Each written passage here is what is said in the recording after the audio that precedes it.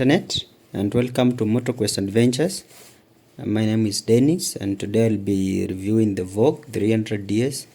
It's a bike I've owned for a period of roughly 4 months now, and so far so good. Everything just seems to flow well. I'm currently hitting the 9,000 kilometers mark on the odometer, and I presumably this is a good mileage to give an honest review of this bike. Let's just start with the technical specifications.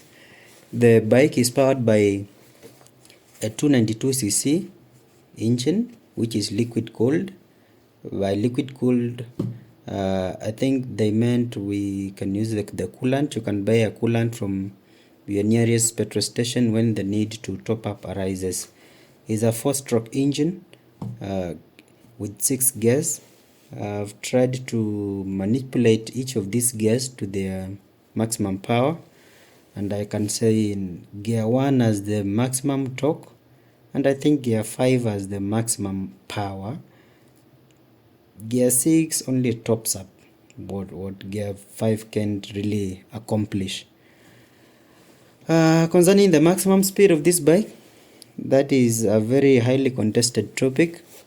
Most dealers say that the highest maximum speed you can get on this bike is about 135 kilometers per hour, but personally I've hit 145 with this bike. But at that speed it wasn't really enjoyable to ride. There was a lot of vibrations, but the sweet spot for me is usually about 110 to 120 kilometers per hour. The bike has a tank capacity of 16 liters, which according to me is relatively good for a touring bike. This is a tank that can take you from Nairobi to Mombasa without the need to refuel, given that the average fuel consumption is about 2.3 liters per 100 kilometers to 2.9 liters per 100 kilometers. So if we could kind of convert that to kilometers per liter, that would be about 34 kilometers per liter to 43 kilometers per liter. That is according to the fuel gauge given on its TFT dashboard. But again, I've not really been very keen on measuring the exact consumption of this bike. I'm just going by the figures it gives on its dashboard. If you go past 100 kilometers per hour, the fuel consumption goes a bit higher to the margins of 2.9 to almost 3 liters per 100 kilometers. The radiator has a fan which turns on when the temperature reading on the dashboard is 95 degrees Celsius. And then now it cools down the engine up to 90 degrees Celsius, then the fan turns off. So I think 90 degrees Celsius is the optimal temperature for operation for this bike. When it goes over 95, it just turns on the fan. It also is powered by a 12 volt 7Ah battery, which is located under the seat, accompanied by almost all the electrical system of this bike is just under the seat. And again, it has brake discs on both the front and the rear, and both have ABS. The braking is really efficient, especially for the front brake. The rear brake skips a bit when at high speeds, but is efficient for low speeds. The seat height is about 8-10 millimeters. That is about 81 centimeters, I think so. And it's very ideal for almost everyone. Also very comfortable for long distances, but you can always add a seat pad, a gel one. This being a touring bike is majorly meant for the road, the tarmac. It's really not very good at off-roading. It really can't take extreme off-roading, but it does well in semi-off-road ventures. This can be compensated by changing the tires to 50-50 ones. I mean 50 on-road, 50 off-road, when the stock ones wear out.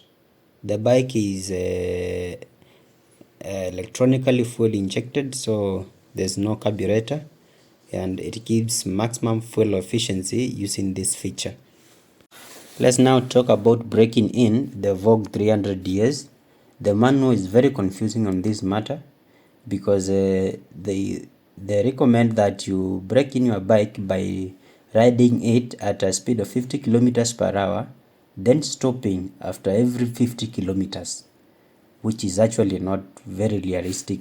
And according to me, the ideal method to break in your bike is to just maintain a speed of not more than 80 kilometers per hour and not more than 6,000 rpm during your braking period. That will be most ideal.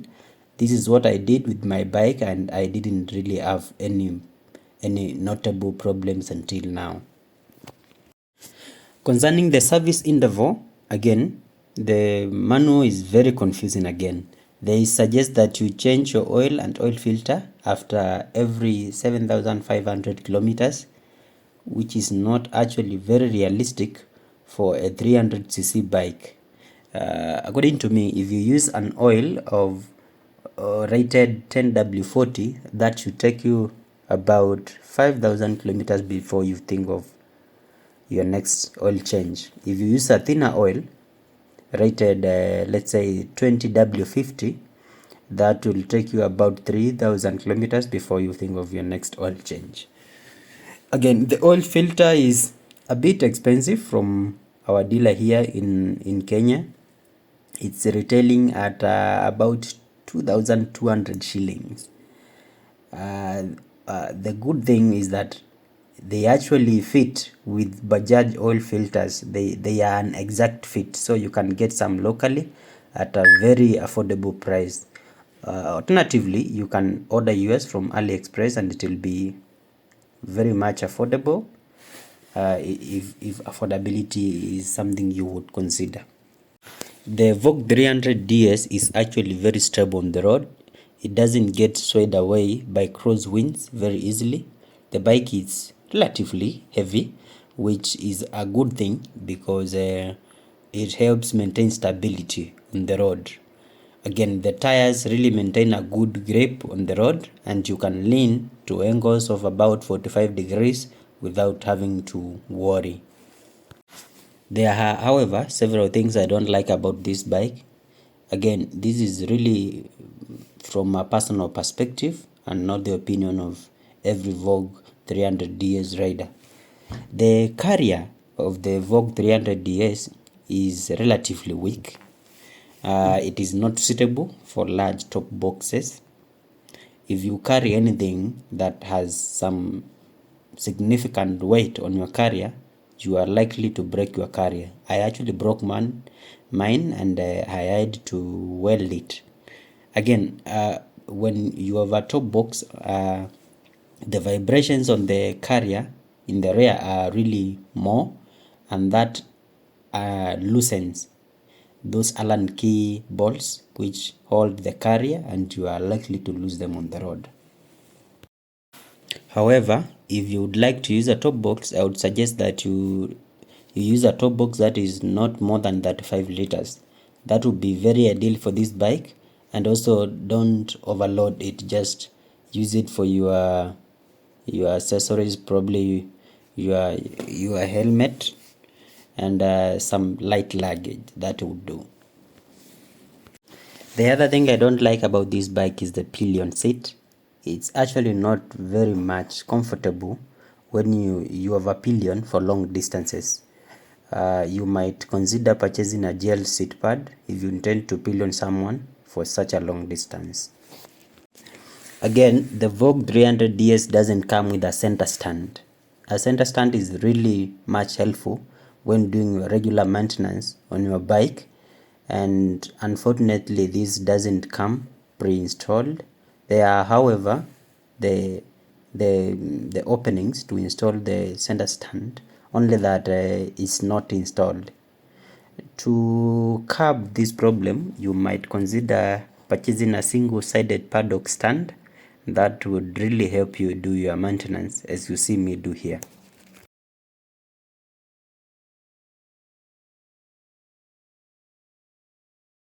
Finally, the swing arm bearings for this bike are not properly greased from the manufacturer, and it might do some major damage if you don't intervene immediately.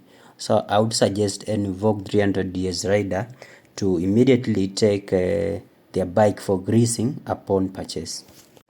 Thank you for watching from the start to the end, and see you on the next video. Please remember to subscribe.